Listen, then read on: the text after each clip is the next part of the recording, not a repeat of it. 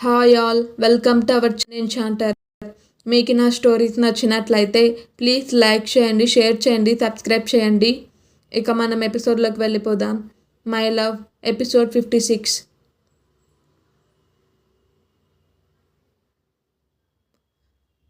శివాని దేవాన్స్ చెయ్యి పట్టుకొని గదికి తీసుకొచ్చింది. ఆమె గది తలుపు గడియ పెడితే, నువ్వు నాతో ఇలాంటివి చేయకు శివ, కొంచెం నీ కోరికలను అదుపులో పెట్టుకో అని అన్నాడు దేవాంశ్ ఆమెను ఆట పట్టిస్తూ.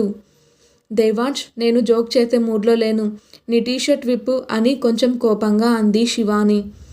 చాలా బోల్డ్ స్టెప్ శివ, అయినా ముందుగా కాస్త రొమాన్స్ ఉంటే బాగుండేది. నేరుగా వచ్చి బట్టలు విప్పేసి ఇదేంటి అని ఇంకా ఆట పట్టిస్తూ శివాని సహనాన్ని పరీక్షిస్తున్నాడు దేవాంశ్.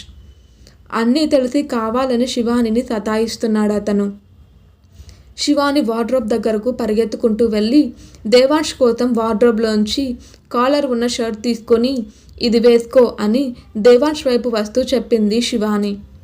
బట్ ఎందుకు అని అడుగుతూ దేవాంశ్ శివానిని ఆట పట్టించడం కొనసాగించాడు.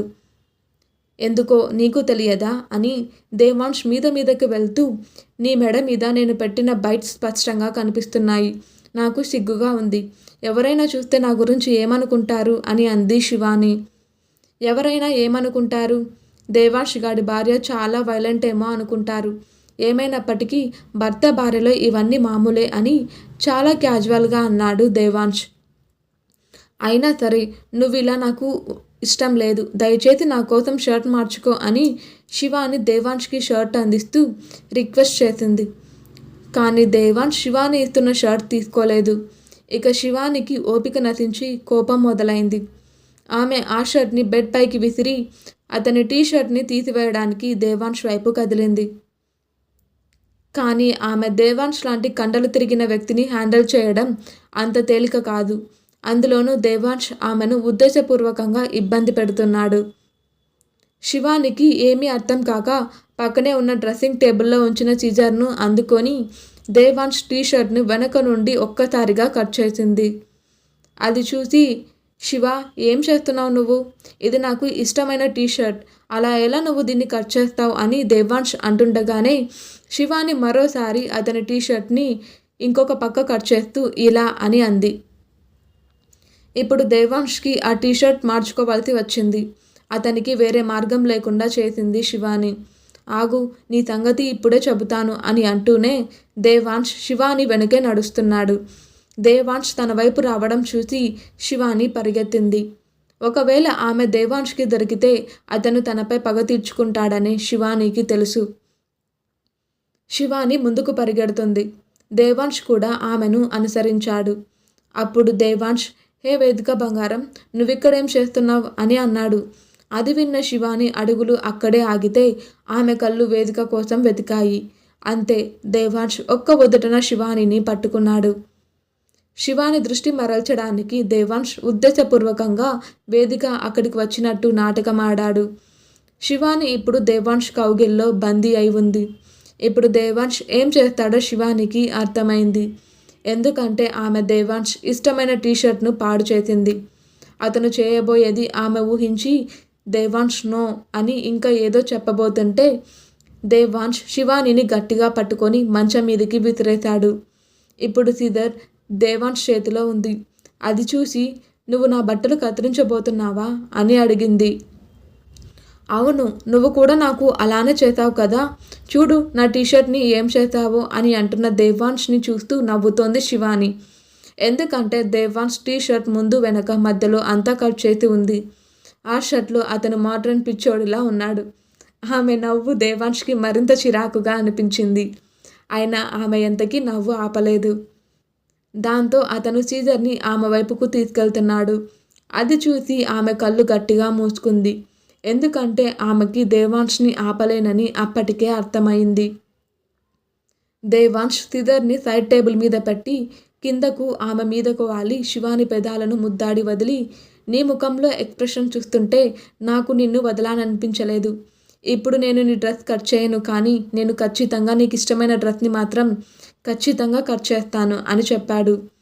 ప్లీజ్ నన్ను వదిలేయ్ దేవాంశ్, ఎవరైనా వస్తే బాగుండదు అని అంది శివాని. సరే, నువ్విప్పుడు ఖాళీగా ఉన్నావు, కానీ నాకిప్పుడు చాలా ముఖ్యమైన పని ఉంది. నేను వెళ్తాను, కానీ సాయంత్రం నేను నిన్ను వదలను అని దేవాంశ్ శివానీని బెదిరించాడు. ప్రస్తుతానికి దేవాంశ్ నుండి తప్పించుకున్నందుకు శివాని దేవుడికి థాంక్స్ చెప్పుకొని వెంటనే గది నుండి బయటకు పరిగెత్తి గదిలోంచి వచ్చిన తర్వాత ఊపిరి పీల్చుకుంది. ఇక్కడ ఆఫీస్కి చేరుకున్న శ్వేత లిఫ్ట్లో ఉన్న ఆకాష్ని చూసి గుడ్ మార్నింగ్ సార్ అని విష్ చేసింది. హా, గుడ్ మార్నింగ్. ఆ టైంలో అతను మొబైల్తో బిజీగా ఉండి శ్వేతని పట్టించుకోకుండా ఆకాష్ సింపుల్గా అని సమాధానమిచ్చాడు. అయితే అంతలోనే లిఫ్ట్ డోర్ తెరుచుకోవడంతో అమర్ లిఫ్ట్లోకి వచ్చాడు. శ్వేతను చూసి హాయ్ శ్వేత, గుడ్ మార్నింగ్, ఎలా ఉన్నావు అని అమర్ చాలా ఎనర్జెటిక్ టోన్లో శ్వేతని విష్ చేశాడు. Good morning sir. అమర్ ఆకాష్ని విష్ చేయగానే అమర్ కూడా వాళ్ళతో పాటు లిఫ్ట్లో ఉన్నాడని, అతను శ్వేతకు దగ్గరగా నిలబడి ఉన్నాడని ఆకాష్ గ్రహించాడు. ఆకాష్ తన ఫోన్ పాకెట్లో పెట్టుకొని అమర్ శ్వేతల మధ్య నిలబడ్డాడు. ఆకాష్ తమ మధ్య నిలబడిన శ్వేత అమర్ మాట్లాడుకుంటున్నారు. అది చూసి ఆకాష్కి చాలా కోపం వచ్చింది. ఎందుకంటే శ్వేత కూడా అమర్తో చాలా స్నేహపూర్వకంగా మాట్లాడుతోంది. అది చూసి ఆకాష్కి వారి మాటలకు అడ్డం వెళ్తూ శ్వేత, నాకు ఈరోజు Mehta group of company presentation కావాలి అని ఆకాష్ లిఫ్ట్లోనే శ్వేతకు పని చెప్పడం మొదలుపెట్టాడు. కానీ సార్, ఆ ప్రాజెక్ట్ చాలా కాల క్రితమే పూర్తయింది. నాకు తెలిసినంత వరకు మనకి ప్రజెంట్ ఆ కంపెనీ నుండి ఏ ప్రాజెక్ట్స్ లేవు అని ఆకాష్ మాటలకు సమాధానమిస్తూ చెప్పింది శ్వేత. నేను చెప్పిన పని మాత్రమే నువ్వు చేయాలి. ఎక్కువ ప్రశ్నలు అడిగే వాళ్ళంటే నాకు ఇష్టం ఉండదు అని లిఫ్ట్లో కూడా శ్వేతని డామినేట్ చేయడానికి ఆకాష్ ప్రయత్నించాడు. అది అక్కడ అమర్కి ఏమాత్రం నచ్చలేదు. చివరికి వాళ్ళు దిగాల్సిన ఫ్లోర్ వచ్చింది. ముందుగా శ్వేత, ఆ తర్వాత ఆకాష్, ఆ తర్వాత అమర్ లిఫ్ట్ నుండి బయటకు వచ్చారు. నా కాఫీ నా టేబుల్ మీద ఉండాలి అని శ్వేతకి మళ్ళీ అమర్తో ఎక్కడ మాటలు మొదలు పెడుతుందో అని టైం వేస్ట్ కాకూడదన్నట్టు ముందే శ్వేతకి వార్నింగ్ టోన్లో చెప్పాడు ఆకాష్. శ్వేత కూడా టైం వేస్ట్ చేసుకోకుండా వెంటనే కాఫీ తీసుకొని ఆకాష్ క్యాబిన్కి వచ్చింది. కాఫీని ఆకాష్ టేబుల్ మీద ఉంచి త్వరగా తాగండి, లేకపోతే చల్లగా అయిపోతుంది, మళ్ళీ తీసుకురమ్మని నన్నే పంపుతారు కదా అని దప్పినట్టు అంది శ్వేత. అంటే నాకు కాఫీ తీసుకురావడం నీకేమైనా ఇబ్బందిగా ఉందా అని అడిగాడు ఆకాష్. లేదు, నేను అలా అనలేదు అని అంది శ్వేత. సరే వెళ్ళి నీ వర్క్ స్టార్ట్ చెయ్యి అని చెప్పాడు ఆకాష్. ఆకాష్ సూచన మేరకు శ్వేత వెళ్ళి తన వర్క్ స్టేషన్లో కూర్చుంది. సార్, మీరు పర్మిషన్ ఇస్తే నేను ఆర్కైవ్ రూమ్కి వెళ్ళి Mehta group of company file తీసుకొస్తాను అని అడిగింది శ్వేత. సరే వెళ్ళు అని చెప్పి మళ్ళీ వెంటనే ఆగు, నేను కూడా నీతో వస్తాను అని చెప్పాడు ఆకాష్. శ్వేత ఆర్కైవ్ రూమ్కి వెళ్తూ ఉంటే తన క్యూబికల్లో కూర్చున్న అమర్ శ్వేత ఆర్కైవ్ రూమ్కి వెళ్తున్నట్టు చూసి ఆమెను అనుసరిస్తూ వెళ్తున్నాడు. ఏమైనప్పటికీ ఆర్కైవ్ రూమ్ ఆఫీస్ బిల్డింగ్లో ఒక మూలలో ఉంటుంది. సార్, మీరేం చేస్తున్నారు? అసలు ఏం ఆలోచిస్తున్నారు? నేను పిలుస్తున్నా పలకడం లేదు. మీరు మీ కళల నుండి బయటకు వచ్చే వరకు నేను వెయిట్ చేస్తూ ఉండాలా అని ఆకాష్తో శ్వేత అంటున్నప్పుడే ఆకాష్ అమర్ మరియు శ్వేత గురించి ఎలాంటి ఆలోచనలు చేస్తున్నాడో ఆకాష్కే అర్థం కాలేదు. అంటే పైదంతా ఆకాష్ కలకన్నాడు, అమర్ శ్వేతని ఫాలో అయినట్టు.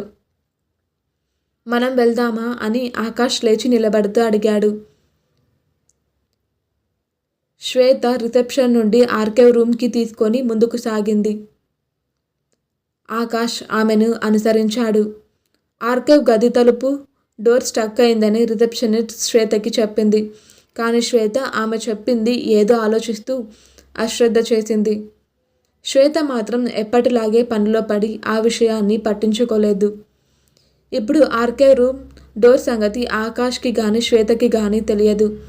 శ్వేత తన ఫోన్ను కూడా ఆకాష్ క్యాబిన్లోనే వదిలేసింది. ఆకాష్ ఫోన్ మాత్రం అతని దగ్గరే ఉంది. వారిద్దరూ ఆర్కైవ్ గదికి చేరుకున్నారు మరియు డోర్ లాక్ ఓపెన్ చేసినప్పుడు కొంచెం బలంగా ఓపెన్ చేయాల్సి వచ్చింది. ఇద్దరు లోపలికి వెళ్ళగానే డోర్ ఆటోమేటిక్గా క్లోజ్ అయిపోయింది. దీని కారణంగా డోర్ స్టక్ అయింది. అయితే ప్రస్తుతానికి ఈ విషయాన్ని ఇద్దరూ పట్టించుకోలేదు. శ్వేత ఫైల్స్ని చూస్తూ బిజీగా ఉంది. ఆకాష్ కూడా అక్కడికి వచ్చి సైలెంట్గా ఉండకుండా అక్కడ ఉంచిన కొన్ని ఫైల్స్ని చూస్తున్నాడు. అక్కడ ఏం జరిగిందో తెలియని ఇద్దరు ఫైల్స్ చూడటంలో బిజీ అయ్యారు. రూమ్లో ఇద్దరు ఎనిమీస్ బందీ అయి ఉన్నారు. ఇంకా ఉంది. ప్లీజ్ సబ్స్క్రైబ్ చేసుకోండి.